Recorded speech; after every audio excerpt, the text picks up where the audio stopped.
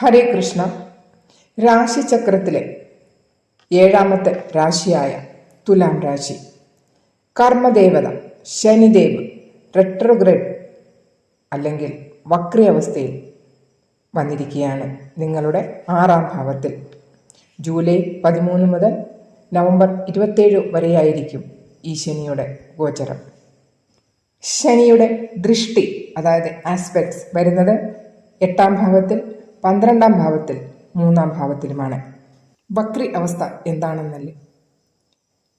ഈ സൗരയുധത്തിൽ എല്ലാ ഗ്രഹങ്ങളും സൂര്യന് ചുറ്റും പരിക്രമണം ചെയ്തുകൊണ്ടിരിക്കുന്ന 360 ഡിഗ്രിയിൽ സൂര്യനും ചന്ദ്രനും ഒരിക്കലും വക്രി അവസ്ഥയിൽ വരികയില്ല. രാഹുവും കേതുവും എപ്പോഴും വക്രി അവസ്ഥയിലായിരിക്കും ഗോചരം. ബാക്കി എല്ലാ ഗ്രഹങ്ങളും മാർഗിയിലും വരും, വക്രിയിലും വരും. മാർഗീയ അവസ്ഥ എന്ന് പറഞ്ഞാൽ സാമാന്യ സ്ഥിതിയിലുള്ള ഗോചരം. വക്രി അവസ്ഥയിലെന്ന് പറഞ്ഞാൽ പരിക്രമണം ചെയ്യുന്നതിന് ഇടയിൽ ചില ഗ്രഹങ്ങൾ സ്ലോ ആയി പോകുന്നു. അതാണ് വക്രി അവസ്ഥ. ജൂലൈ 13 മുതൽ നവംബർ 27 വരെ ശനിദേവാണ് വക്രി അവസ്ഥയിൽ. വക്രി അവസ്ഥയിൽ ശനിദേവ് വന്നതുകൊണ്ട് തുലാം രാശിക്കാർക്ക് ലാഭമോ നഷ്ടമോ? വീഡിയോ കാണുക.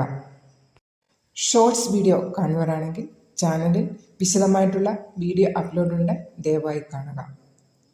വീഡിയോയുടെ അവസാനം നിങ്ങൾ ചെയ്യേണ്ട ഉപായങ്ങളും അതുപോലെ തന്നെ ഒരു വാസ്തു ടിപ്പും ഉണ്ടായിരിക്കുന്നതായിരിക്കും. 6ാം ഭാവത്തിൽ വന്നിരിക്കുന്ന ശനി നിങ്ങളുടെ 5ാം ഹൗസിലും 5ാം ഹൗസിൻ്റെ റിസൾട്ടും നിങ്ങൾക്ക് കിട്ടുന്നതായിരിക്കും. 6ാം ഹൗസ് എന്തിൻ്റെയൊക്കെയാണ്? കടത്തിൻ്റെ, രോഗത്തിൻ്റെ, ശത്രുവിൻ്റെ, കോർട്ട് കച്ചേരിയുടെ ഒക്കെയാണ് 6ാം ഹൗസ്. 5ാമത്തെ ഹൗസോ നിങ്ങളുടെ സന്താനത്തിൻ്റെ, ബുദ്ധിയുടെ, എഡ്യൂക്കേഷൻ്റെ ഒക്കെയാണ് 5ാമത്തെ ഹൗസ്. അപ്പോൾ ശനിദേവ് നിങ്ങൾക്ക് ഈ 2 ഭാവത്തിലും നിന്ന് എന്തെല്ലാം ഫലങ്ങളായിരിക്കും തരിക?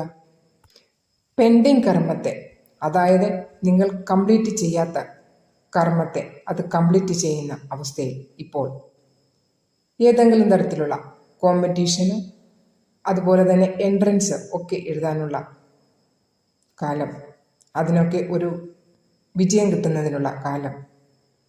മെഡിറ്റേഷനും യോഗയും അങ്ങനെ പുതിയ പുതിയ കാര്യങ്ങൾ പഠിക്കുന്നതിനും, എന്തെങ്കിലും കാര്യം പകുതിയിൽ വെച്ച് നിർത്തിയിട്ടിട്ടുണ്ടെങ്കിൽ അത് കംപ്ലീറ്റ് ചെയ്യുന്നതിനുള്ള സമയം.